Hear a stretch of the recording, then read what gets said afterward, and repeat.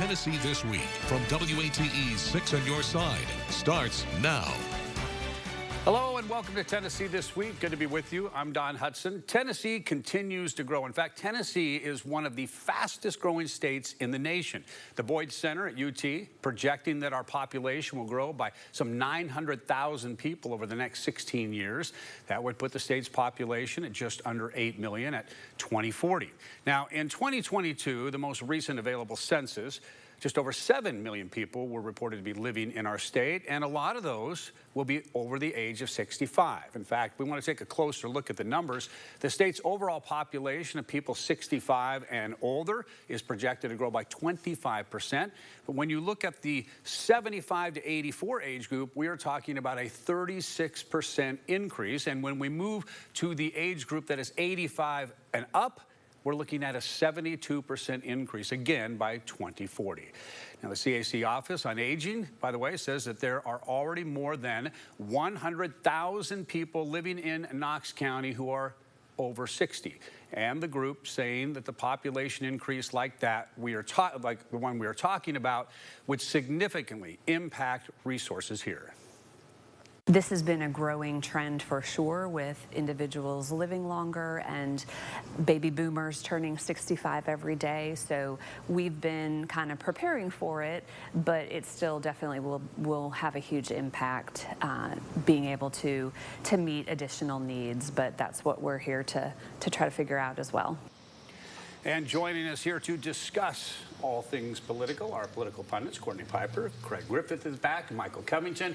So what do we need to do as a state, and maybe even more, in East Tennessee and locally in Knox County and other surrounding counties, to get ready for this wave of a population growth, especially with an older growth? Craig. Well, we need to do a lot. Okay, there we go.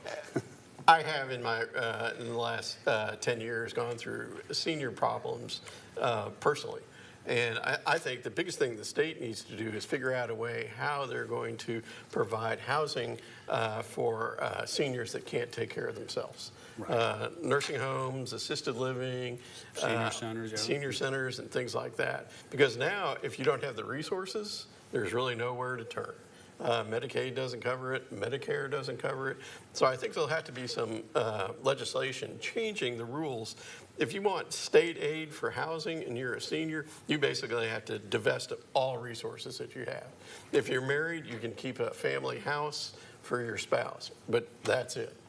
So I think the new laws change to where there can be some help to these people who have lived a long, good life and who have really been productive and have some resources, but living in a nursing home or an assisted living home drains your income.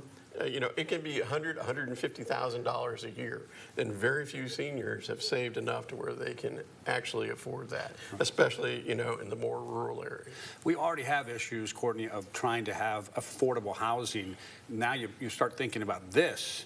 Can we even do it? Is it even possible? Of course it's possible. Anything is possible. It just, is there the political will to address the problem? That is always the million-dollar question. Like Craig said, this is a resources issue. This is an infrastructure issue. As our population gets older and people are living longer and baby boomers are aging up, there is going to be a crisis situation where a lot of these folks cannot take care of, or they cannot live independently. And to Craig's point, I saw my parents go through this with my grandparents. The options are extraordinarily limited in terms of, like, where do you go when you can't live independently anymore, but you don't really need a nursing home? Those options are so incredibly expensive. So there needs to be a policy solution. This is sort of the role of the public sector and of government to help us care for our most vulnerable population. And right now, with the aging of baby boomers, we're going to see a big increase in our most vulnerable populations, and we need to figure out a way to care for them. I know there's been ideas floated out there where you say, like, just someone's home, just say, the Smith's home, that they can turn a couple of those rooms into using those for elderly people to come in there instead of having an official nursing home. Is that one of the things they need to look into, Michael, something like that? Well, I mean, that's a Band-Aid. And, to Craig's point, I think we need to expand what Medicare and Medicaid will cover when it comes to aging populations. So if you want to stay in your home longer and you are are capable of doing that, will Medicare and Medicaid pay for those quality services to enable that? And again, also about going back to the, like you're saying, laws and ordinances that allow certain things that may not be allowed today. Do we have to look at that and change a lot of things in order to get ready for this population? I think Craig and Courtney are both on point on this. There are needs that this aging population have, and the only thing I haven't heard is the availability of advocacy. I think that a lot of seniors would make good decisions if they had more assistance, and so how we formalize getting advice to seniors about what to do with their properties, what to do with their assets, how to make them last longer, how to plan for the next 5 years. And that, I think, is a big part of the problem. A senior is so busy living and trying to enjoy a quality of life that they're not really thinking about the possibility of living 7 years longer than their money. And so that advocacy where someone is actually sitting down with individual seniors, husbands and wives, and their families, and helping to plan out the situation in which you're 75 and you may live to be 82. You need some help in planning those last 3 or 4 years, and that's just not available right now. There are programs, say like our version of Meal on Wheels, mobile meals, things like that. And there are a lot of those things. I could get into all. How are those things going to? Because they're already stretched so thin as it is. We do stories with them all the time where they're at their limit. How do those type of things actually cater to the number of people we're talking about? They will have to scale up. And there's only so much that charity can do. Right. There's only so much that the people can volunteer for that, to do wonderful work, the Love Kitchen and things like that. They can only go so far. And when you have this number of people aging into the need for this, it requires a more universal policy solution than relying on charities to fill the need. We're talking, like you said, the political will. But again, do we have to change several ordinances and just rethink how this is going to work? Because right now we have our certain ways, and it's sort of working. It's going to need to be changed drastically. Well, I hope that the parents of these lawmakers, as they age, will influence their thinking on what we need to plan for people in their senior years. I completely lost my train of thought, but I think I got it back. This is a huge fundamental change, and so it's going to be difficult, and that's why it requires the political will to do this. Michael talked about, there are private sector resources available to help seniors plan in this way. They cost a lot of money. There are specialized elder care lawyers that with a very, very hefty retainer, they too can show you how to preserve more of your assets so you don't have to give away the farm so that you can go live in a retirement community or a nursing home. Perhaps we should think about how some of those resources can be more public, how the state can contract out with a nonprofit agency to provide the same level of service regardless of your level of income. And it seems to me, and back in the day, we'll just use that term generically, a lot of times when mom and dad got old, they ended up back in your house, or maybe one of them passed away. Is that something that maybe as the human population that we may need to get back into, is having our parents in our own home? Because it seems like we're getting away from that. Well, it depends on the individual case. If they age to where they're independently living and can go into your house, but there are many of the seniors that need medical assistance and they need daily living assistance, and so if you're putting that care completely on the family, it's a real burden. Go ahead, Michael. Well, I was just going to say one thing that I would recommend, and I talk to voters about this all the time. Seniors need to have a Rolodex with their elected officials on them. And that way, when election time comes around, pick up the phone, dial the numbers that are invariably on those cards and say, what are you going to do for me? This is my situation. What would you recommend that I do? Do you have someone in your office that can give me some assistance? A little crib note, a cheat sheet tells me who to call and when to call them. That's a starting point because they're the most reliable voting bloc. And I don't remember when we talked about the county's growth plan and that controversy and all the things that swirled around that. I actually don't remember that being a big part. They were talking about growth, but they weren't saying, hey, a lot of it's going to be elderly. No, that was land use planning and zoning. It wasn't necessarily social services or anything like that. Right, so it doesn't seem like that would even address it. Well, yeah, well, you need to come up with a whole plan of its own. Like they came up with a plan for their growth plan for seniors. So it's a separate thing. All right. We've got a lot more. Wait, one more second. I want to say one more thing about this. The Boyd study, as it relates to politics, strangely enough. Oh, Craig, I dug down into the different tabs on it, and by 2040, the breakdown from urban to rural areas in the Tennessee will go to about 5.7 million people in the urban areas and about 2.3 million in the rural areas. And what does that say for our legislature? How are they going to maintain a super majority when they're getting into, you know, the whole issues of gerrymandering, where they don't have districts where they can gerrymander from? So it'll be interesting to see how this plays out in terms of urban and rural votes, which are really quite a dividing line in our state. Yeah. Well, definitely something to be watching, of course, over the next 10 years or so. Still to come, Vice President Kamala Harris giving her first TV news interview since announcing her campaign. Our pundits will weigh in on what she said and what she didn't say next. Welcome back to Tennessee This Week. We now turn our attention to a topic that will ultimately impact all Tennesseans, the race for the White House. On Thursday, Vice President Kamala Harris held her first TV news interview since announcing her campaign. She was joined by her running mate, Minnesota Governor Tim Walz, and was asked questions about her policy stances. I think the most important and most significant aspect of my policy perspective and decisions is my values have not changed. It was something our panel here is going to talk about. That is a term, or the words that she used several times. In fact, it got the ire of an NBC reporter, Yamiche Alcindor, who's called out Kamala Harris for saying values haven't changed, her positions haven't changed, and she said, quote, not explaining why your positions have changed. So we'll start at the end here, Michael. I'm just curious, when you watched it, did she explain herself? Did she use that term too much, that my values haven't changed, to explain why her positions have changed?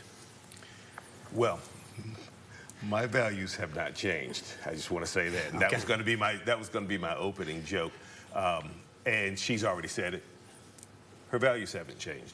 Her positions have changed mightily. And I was a little disappointed that she didn't give a better answer on the criticisms that she is or is not black. I was disappointed in her response to the whole issue of fracking. If you were to ask me, am I black, I would tell you, yes, I am. My mother and father are black. Their parents were black. I am black. I would not need to defer to going to the next question. I would just simply answer it. With regard to fracking, they showed her clips of her saying, I am absolutely against fracking. I will do away with it. I will make it go away. I said on this program, she will change her tune. She will say what she needs to try to get those votes or those electoral votes in Pennsylvania and other areas where fracking is an important deal. That policy issue is very important to voters. Inflation, Bidenomics, those things are important, and she skirted them like she was doing a hula hoop exercise. It was sad to see, but then again, I think voters had an opportunity to see that if we elect Kamala Harris, this is the flippity-gibbet, flippity-floppity, flaky actions that we can expect from her. You cannot rely on her word. You cannot rely on her conviction. You cannot rely on her telling truth. You cannot rely on her. She is not fit to be president, and I think she's going to be landslid by Donald Trump. I think he's going to beat the brakes off of her wagon, and I think on November 6th, that's what we'll be talking about. And by February, she'll be forgotten about. The Democrats eat their young and discard their old, and everybody else they just dismiss. And she will be dismissed after she loses on November 5th. And good riddance to her. And everyone's going to get to weigh in here, but I just want, since you brought up fracking, and so everyone who did watch or didn't watch, she basically said, I've made it clear that I support fracking. When she was asked by Dana Bash, she said, no, I made it clear in the debate in 2020, but CNN went back and said, no, before she dropped out in 2019, she said, and at CNN Town Hall, which is the same network, there's no question I'm in favor of banning fracking on the first day of office. So that's just one issue, but obviously very important to Pennsylvania, important to maybe some other states too. What does that say about her answers? I thought she gave a fine interview, and again, energy, climate change is something that I work on a daily basis, so I was very cued into this particular line of questioning. And what she demonstrated is what you want out of an elected official. They get more information and their positions evolve and change. So I think she made it very clear that her priority is addressing climate change, it's creating a clean energy economy. What we need to do to get there can change, and what she has seen and how she articulated it, which I think was extraordinarily well, is that the Inflation Reduction Act showed that there was a different path that we could take to building a clean energy economy and addressing climate change while not having an all-out ban on fracking. So if you're getting the same result, but you just sort of move the pieces in the puzzle a different way, why not do that? I mean, this is what we want out of our politicians, that given new information, do they have the ability to flex, to adapt and bend? And I don't see anything wrong with that. I see that as a positive. But should a politician, Greg, should they explain that? Like I said, some of the people saying she did explain it. She said, my priority has always been X, and what the Inflation Reduction Act showed me is that we can still get to that same result without having to have an all-out ban on fracking. Like I said, again, some of the reporters who watch it saying you're not explaining why your position changed, you're just saying your values haven't changed. Well, politicians change all the time. Oh, yeah. I mean, look at Bill Clinton. Bill Clinton was a leftist until he was running for election, when he jumped into the center, and it got him 2 terms as president. And let's look at Donald Trump. Donald Trump was a Democrat until he decided he wanted to run for president, and then he became a Republican. He even gave money to Hillary Clinton's senatorial campaign in New York. Donald Trump was against abortion and was for abortion until he decided it was to his political benefit to be against abortion. Trump was against TikTok.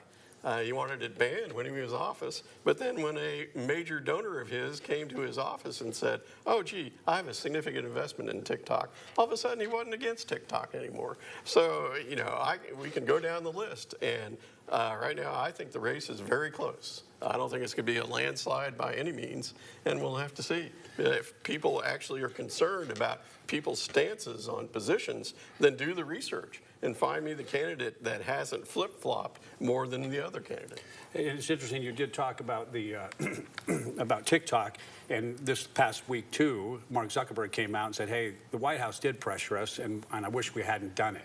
One, your reaction to him admitting that, and two, the way that they handled it at the time by letting it happen, I guess. Well, you know, he's a private company. He made that decision himself. Did the government exercise? Did the Biden administration put pressure on him? I would say absolutely, as they would do in any critical emergency situation, to get out their word. So, you know, Zuckerberg is mad now, you know, cry all the way to the bank. He's, you know, if he wants his company to do different. And we're seeing, you know, he says that was a mistake. But look at the amount of disinformation and lies and innuendo that is on the his social media site now. Right. So, you know, are we better off without him exercising any restraint? I don't know. And Michael, your reaction to him coming out and just saying that? I think it's proof positive that that there has been some undue influence, and it has been directed at Donald Trump. Donald Trump takes a lot of abuse. His campaigns have always been under fire, and that is fair. Donald Trump supporters don't care. You could come at him any way you like. He has taken all the slings and arrows, and as I've said many times, he's a boss. He deals with it and he moves on. His supporters just support him, and they'll be in the line to vote on November 5th in the early voting. He will win in a landslide. Well, I think the enthusiasm now is on the other side, so I'm not sure there won't be as many people in that other line voting as well. All right. Well, Michael used the term moving on. We are moving on. Coming up on Tennessee This Week, Governor Lee visits Knoxville. Our panel of pundits weigh in on his school choice push. Coming up next. Welcome back to Tennessee This Week. On Thursday, Governor Bill Lee here in Knoxville, he visited L&M STEM Academy. We were there when he was there. He said that it should be a model for other schools across the state, while also continuing to pitch school vouchers and school choice. The governor saying we need to focus on expanding all options for kids and their learning, including schools that don't quite fit the mold, like L&M STEM Academy. We have charters. We have very successful public traditional public schools, we have very successful private schools, and we have very successful schools like this that are a unique model. We need to focus on expanding all options for kids, including this one. So I think that we sit down and say, how is this working? How could this work in other regions? This is a regional school. In the same way that we say, how can we expand and increase our public school offerings broadly?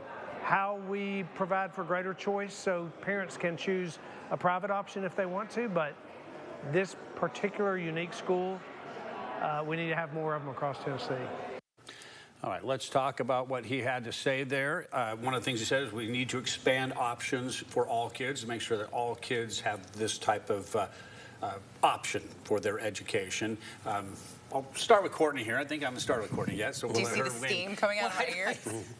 I see something. Let's just put it that way. Yeah. I thought it was your hair. If you want to expand options for all children, for all students, the best way to do that is to invest in the public school system, because the public school system literally, by law, has to take every single child that walks through their doors. It is not the public sector's responsibility to bolster the private education industry.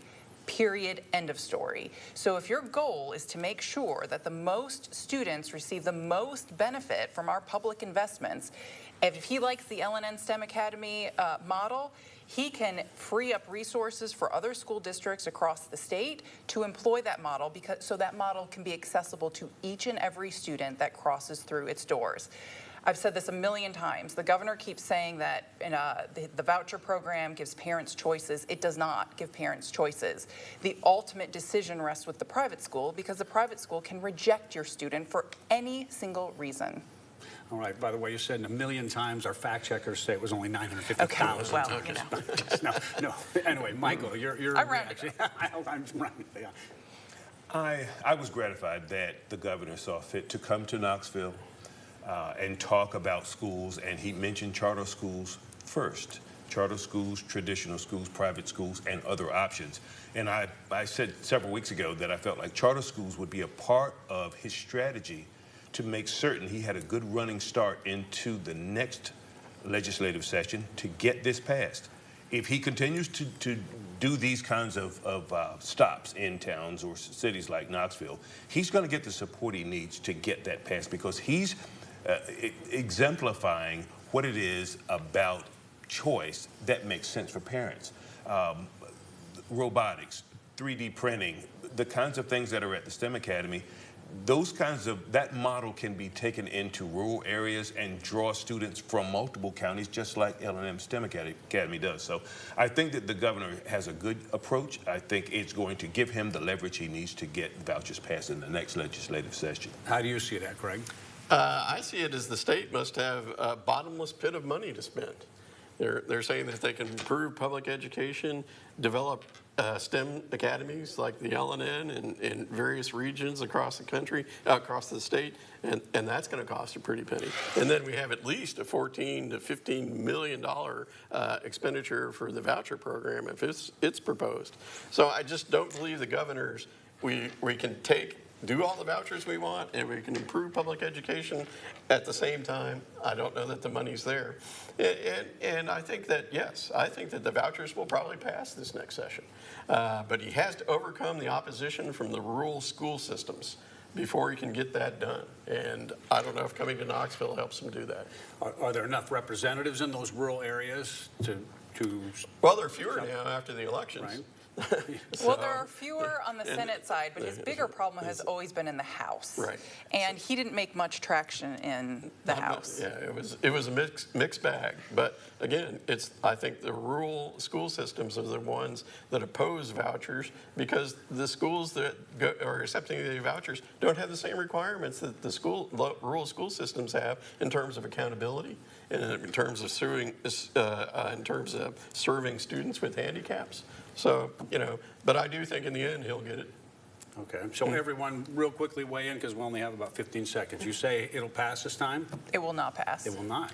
Bags of money will get passed. Those bags of money monies would be great to put into public education and maybe increasing senior services. Okay, that's going to be the last word. We want to thank you for watching. Let's call the FBI. And being with us for Tennessee This Week, and we'll see you next week. The views of guests on Tennessee This Week are their own and do not represent the views of WATE 6 on your side or Nexstar Broadcasting.